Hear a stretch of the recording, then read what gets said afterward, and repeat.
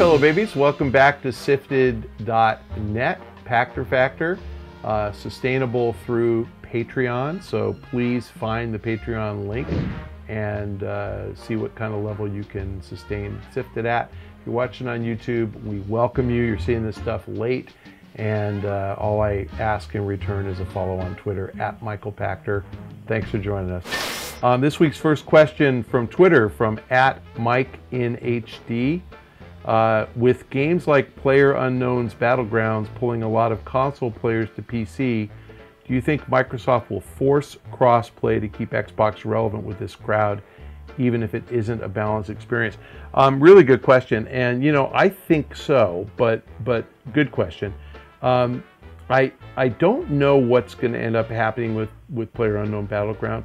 Microsoft paid for an exclusive, but you know, it wasn't clear at the time, you know, at E3, if it was a timed exclusive or a real exclusive.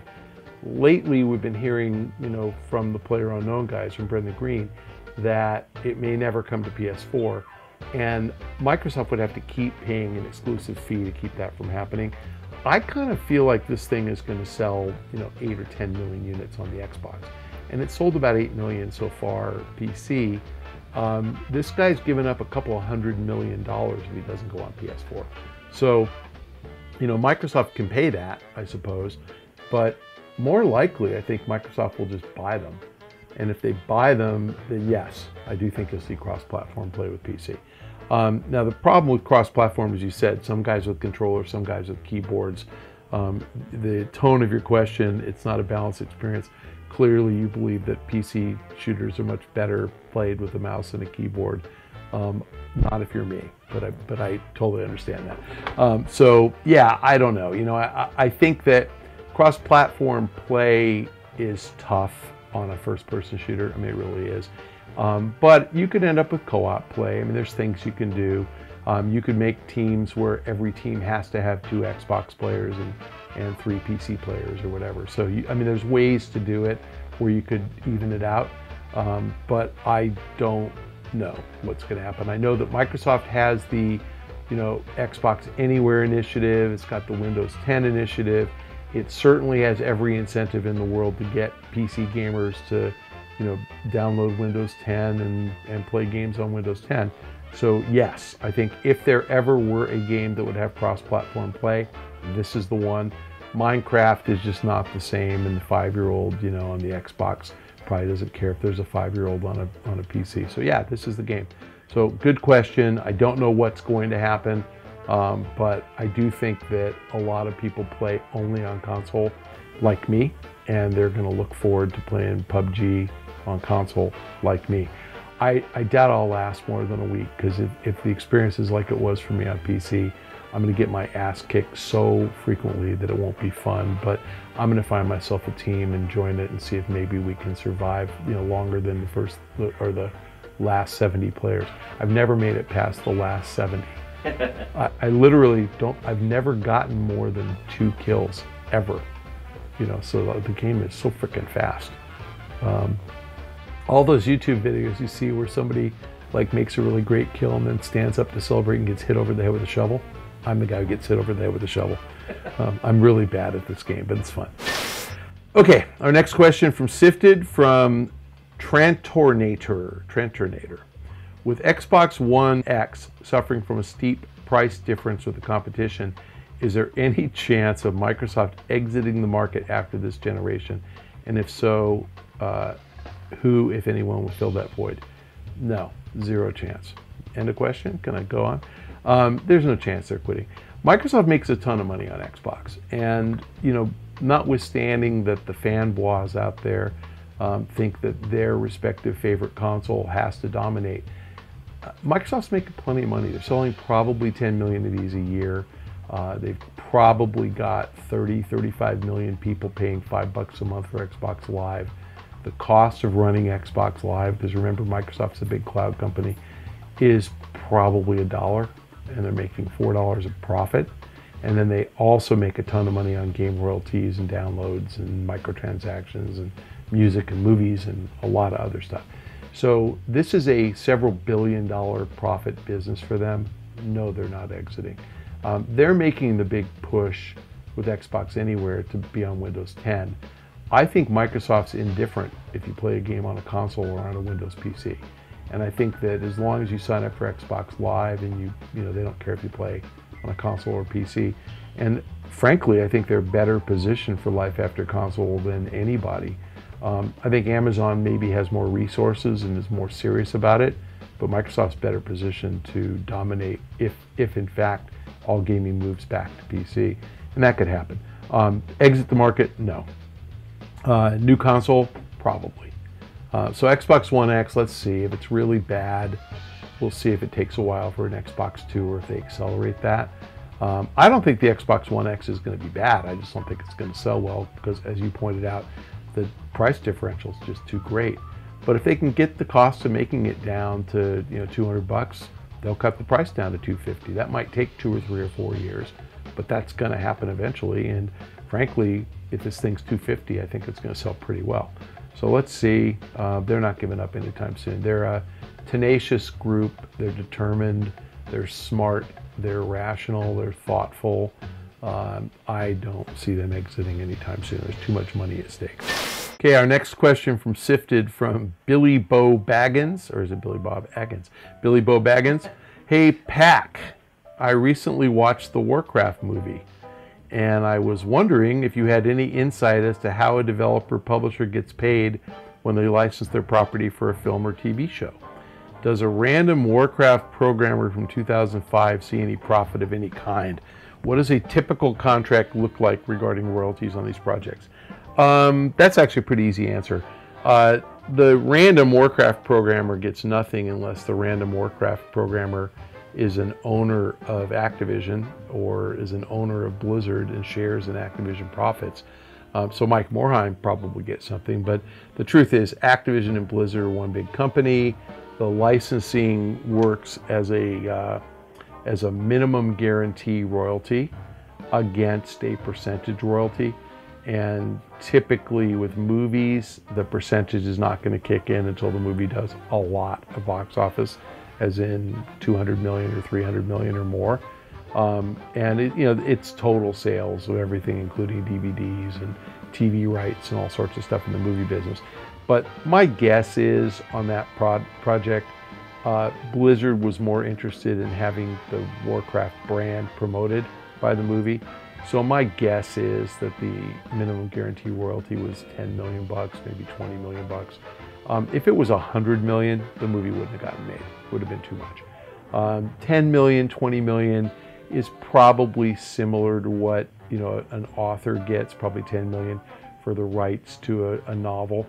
J.K. Rowling gets more for Harry Potter, obviously, because the books are so immensely popular, excuse me.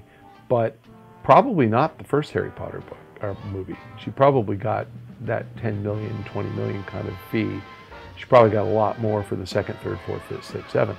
But, you know, that's Warcraft. Had this movie done well, and it didn't do very well, but had it done well and been highly critically acclaimed and there were going to be 10 other ones, then the next royalty would have been higher. And the one after that would have been yet higher. But no, they're normally a manageable amount. And interestingly, you know, the Marvel movies prior to Iron Man were licensed. So Spider-Man and X-Men were licensed by Sony. And Marvel got a royalty. And I covered Marvel at the time, but my God, that was 2000, 2002. I want to say it was like 10 million bucks for Spider-Man. I mean, it wasn't a big number. They got more because the movie was successful. So the box office was huge on the first Spider-Man movie. And, you know, who knew? Because who knew who Tobey Maguire was, for example, or Kirsten Dunst. I mean, they weren't household names, really.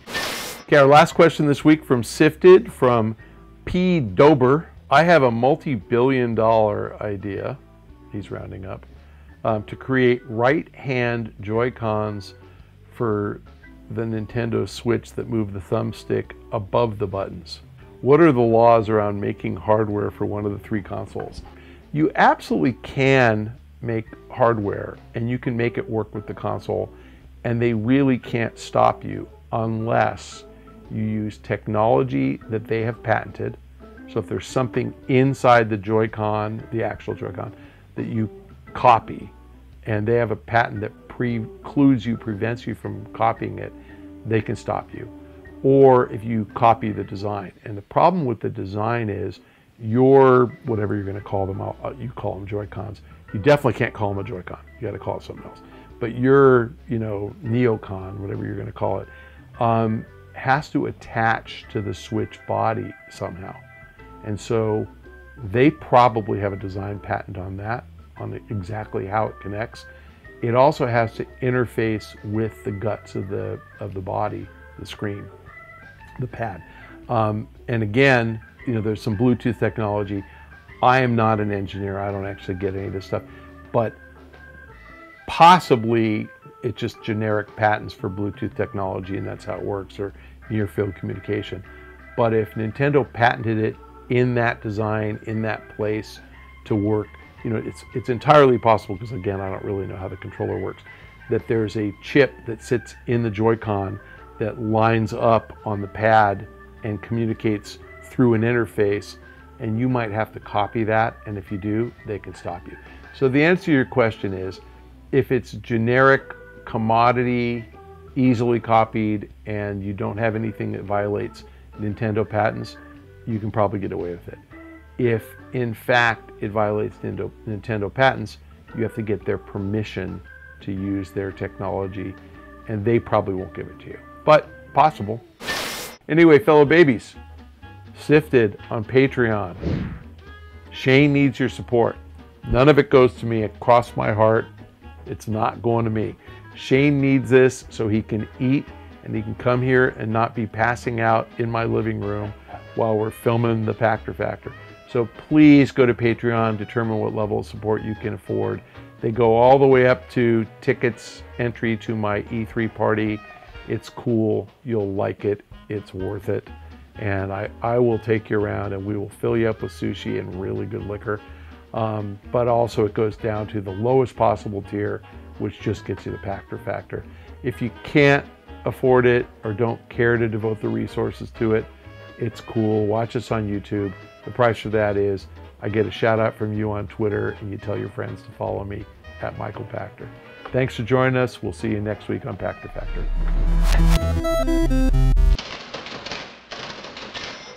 Oh, well, so then, okay, so because PS1 definitely had analog sticks. Well, after the N64 came out, then PlayStation updated the first controller. Oh, is that right? Okay. And added analog sticks. So they didn't have them on the very first PS1? No, wow, no, I don't. Keypad and buttons. I totally didn't. You see, it's funny. I had a PS1. Yeah. And I had an NES and a SNES, and I actually don't remember that. Yeah, the first PlayStation 1 controller had no sticks. So it was called the PlayStation, and I actually bought the updated one as well. Right. So when they came out with the PS1, I think that's what they called it, ONE. Yeah.